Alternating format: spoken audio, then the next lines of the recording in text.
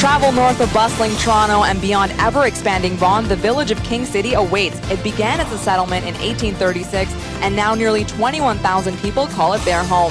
Residents are attracted to King City by the relaxed lifestyle and welcoming rural atmosphere.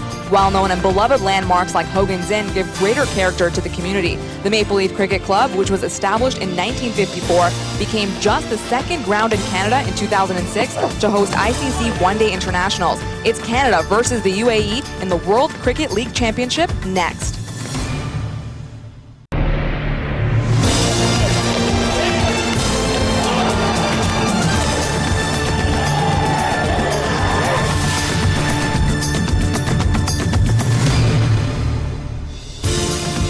And you're watching the Pepsi World Cricket League Championship powered by Rogers with the call of Match 1 between Canada and the United Arab Emirates. Here are Nigel Reid and Danny Prasad. Gentlemen.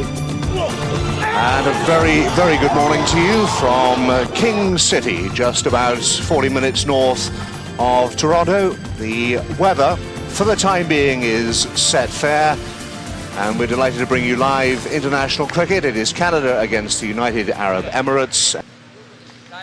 Here's the new batsman, Abdul Shakur, the opening batsman. The other batsman, the new batsman taking strike, Arshad Ali, 57 innings, 1,419 runs, and he has 2 centuries to his credit as well as 6 50s, sorry. And Cecil Pervez will open from the far end. Well, as I was doing some research and some homework last evening, Danny, I was looking at the lineup that they have, and there's certainly plenty of years of experience, and that's a well-taken catch. Beautifully judged catch at second slip. Well, with flight slip between second and third. And I do believe that that is Usman Limbade, if I'm not mistaken. Very nice catch, but give Baidwan the credit for having pitched the ball in the right area. Here we get another look at it here. He elicited that shot. He drew that edge, forced him into making the shot, and it is Arshad Ali, I believe, who must depart.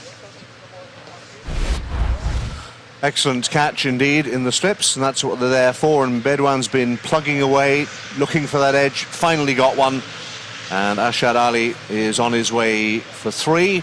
Down. He's of course moving quite prematurely, this batsman, if you look at him. See?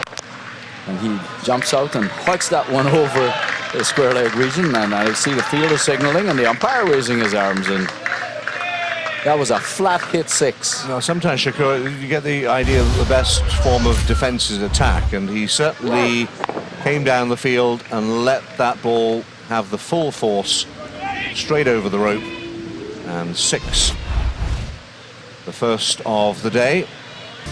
And here's our batting card. Shakur not out of 20. Ali is the batsman, gone for 3. Caught Dasrat bowled Baidwan.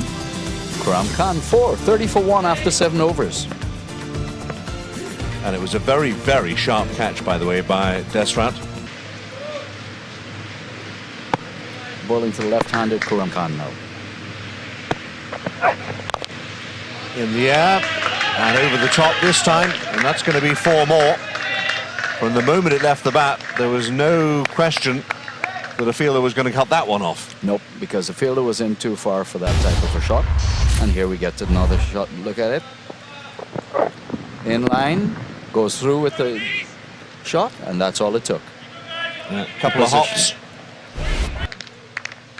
Well, this is the last ball of the over, I believe, from Pervez. Gone that. And over the top of his head, and can't save it. It's 4 more. Unfortunately, it was a valiant effort, but he parried it over the ropes there. And we see what Shakur's intentions are now. He's made himself quite clear. He started out early on. We see him jumping out at every opportunity and throwing the bat at the ball. Yeah, I mean, that's the shot of a last over in 2020 cricket. I mean, he's getting away with it for the time being, and the total is continuing to rise. And clearly he's got the endorsement of his captain, who's at the other end, to go for his shots. That's not a bad run rate at all. Mid one again. And now It's in the air this time. It should be caught. There's a man underneath it, and Jimmy Hanstra takes a comfortable catch, and Khan has to go, and he's thrown his wicket away. He has indeed, and the commentator's curse strikes again.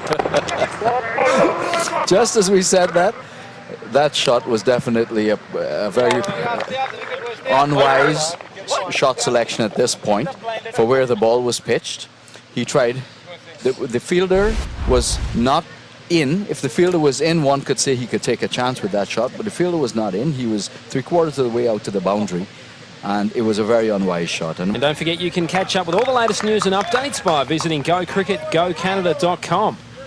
And a great website, that one, an award-winning website. Lots of information there, and a very busy international summer.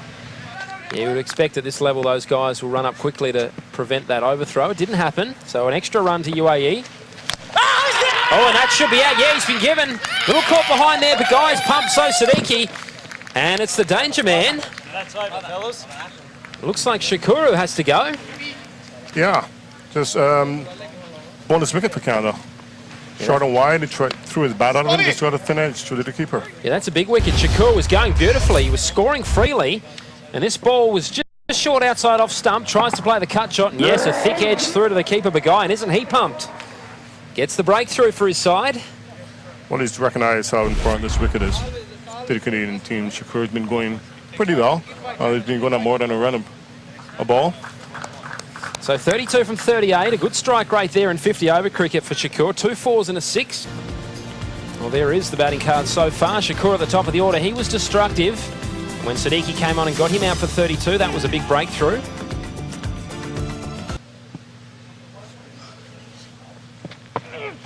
Siddiqui, this one pushed through quicker and it went flying past the man at first slip, and it should run away for a boundary, and it does. I'm not sure he meant to play it so fine. Looks like Javier Bardwan, the man in the firing line there at first slip, and went whistling past his ear. Yeah, that's a danger when the ball just a tad short. It's the edge it flies. He didn't know a lot about that Bardwan, and I don't blame him because it was pushed through a bit quicker. It was a full flow of the bat.